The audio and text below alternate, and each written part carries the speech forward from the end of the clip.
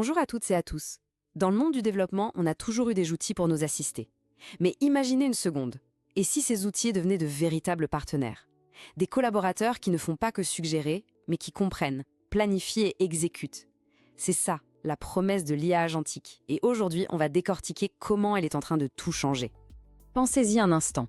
Au lieu de recevoir des suggestions de code ligne par ligne, que se passerait-il si un assistant IA pouvait comprendre un objectif complexe, élaborer un plan complet et l'exécuter de manière totalement autonome? C'est vraiment la question fondamentale qui nous ouvre les portes d'une nouvelle frontière technologique. Et attention, ce n'est plus de la science-fiction. On voit déjà émerger des systèmes capables non seulement d'écrire du code, mais aussi de débusquer et corriger des bugs, de lancer des tests, voire de piloter des projets entiers. Pour les développeurs, le changement de paradigme est total. On passe du rôle de celui qui écrit à celui qui supervise. Mais alors, comment en est-on arrivé là? Cette révolution, elle n'est pas sortie de nulle part. Pour bien la comprendre, il faut retracer l'évolution fulgurante qui nous a menés de simples assistants à de véritables agents autonomes. Tout a vraiment commencé à prendre de l'ampleur en 2021 avec GitHub Copilot. Ses suggestions de code étaient incroyables, mais ça restait une assistance passive. Le vrai tournant, il arrive en 2023 avec des modèles comme GPT-4 qui sont devenus assez puissants pour commencer à raisonner et à planifier. Et aujourd'hui, en 2024, on entre carrément dans l'ère des workspaces, des environnements de développement complets conçus spécialement pour ces agents. Au fond, tout ça se résume à une chose. Le plus grand défi du développement a toujours été de traduire une idée humaine en un code machine qui fonctionne. Eh bien, l'IA agentique, sa grande promesse, c'est précisément d'automatiser ce pont entre l'intention et l'implémentation. Bon, mais alors qu'est-ce qui définit vraiment un codeur autonome? Qu'est-ce qui le différencie si fondamentalement des outils qu'on connaissait avant? C'est ce qu'on va voir tout de suite. La clé, c'est que l'IA agentique n'est pas passive. D'abord, elle perçoit son environnement, le code, les fichiers, les erreurs. À partir de là, elle élabore une stratégie, un plan d'action. Ensuite, elle agit en utilisant exactement les mêmes outils qu'un humain, un terminal, un débugger, et surtout, elle apprend de ses résultats pour ajuster son plan. C'est cette boucle perception, planification, action, apprentissage qui la rend vraiment autonome. La différence est vraiment fondamentale. L'assistant passif, il a réagi. On lui demande quelque chose, il l'exécute. Point. L'agent autonome, lui, il est proactif. C'est toute la différence entre un assistant qui tend la clé à molette quand on la demande et un mécanicien qui diagnostique le problème tout seul, choisit ses outils et répare le moteur de A à Z. L'un attend les ordres, l'autre prend l'initiative. D'accord, mais comment un agent passe-t-il concrètement d'un objectif aussi vague que « corrige ce bug » à une solution qui fonctionne parfaitement? On va plonger dans sa logique interne pour comprendre son flux de travail.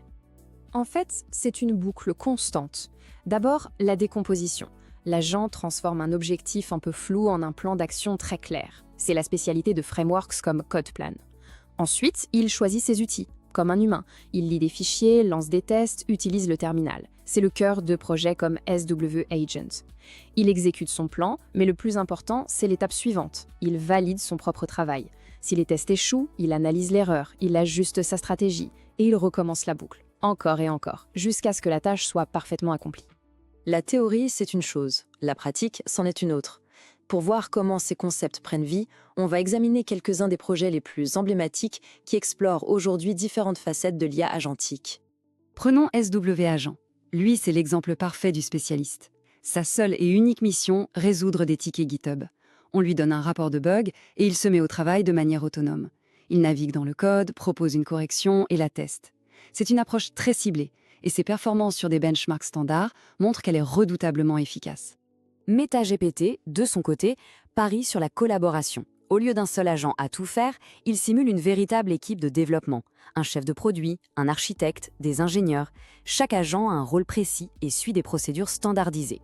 L'idée, c'est de mimer une chaîne de montage humaine pour décomposer des tâches complexes et assurer une vérification croisée, ce qui permet de réduire les erreurs. Et enfin, il y a AutoGen de Microsoft, qui propose une autre philosophie, celle de la boîte à outils. Ce n'est pas un agent prêt à l'emploi, mais un framework pour que les développeurs construisent leurs propres équipes d'agents sur mesure. L'essentiel ici, c'est la flexibilité. On peut définir des flux de travail complexes où des IA et des humains collaborent. C'est la solution pour créer des systèmes ultra spécialisés. Face à toutes ces architectures sophistiquées, la tendance serait de penser que plus c'est complexe, mieux c'est. Mais une étude récente suggère que la solution la plus efficace pourrait être, contre toute attente, la plus simple. Une étude qui s'appelle Agentless a posé une question assez provocatrice. Et si toute cette complexité, ces boucles de planification et ces interactions avec les outils, si tout ça en fait était superflu pour certaines tâches? Le résultat est surprenant. L'approche Agentless est radicalement simple. On utilise le LLM pour trouver les bons fichiers, puis on lui demande de générer le code correctif. C'est tout. Pas de planification complexe, pas d'autonomie décisionnelle. Et pourtant, sur un benchmark clé, cette méthode a surpassé toutes les approches agentiques open source. La conclusion est essentielle.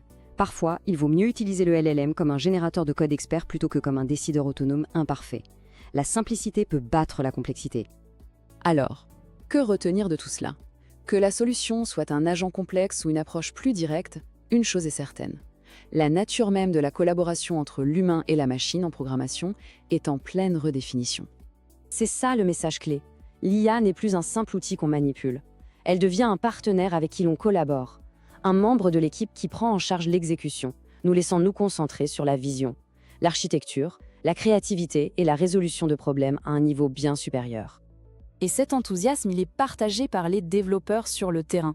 Ce commentaire à propos d'un outil qui s'appelle Aider le résume parfaitement. Merci pour Aider, on a vraiment l'impression d'avoir un aperçu de l'avenir du codage. On ne parle pas d'une simple amélioration, mais bien d'un aperçu d'une nouvelle ère. Cela nous laisse donc avec une question essentielle. Si l'IA s'occupe de plus en plus de l'exécution, quel devient le rôle du développeur humain? Sa valeur ne résidera peut-être plus dans l'écriture du code, mais dans sa capacité à poser les bonnes questions, à définir des visions ambitieuses et à guider ses nouveaux collaborateurs pour construire ce qui, jusqu'à présent, restait inimaginable. C'est sur cette perspective que se termine cette analyse. Merci d'avoir suivi.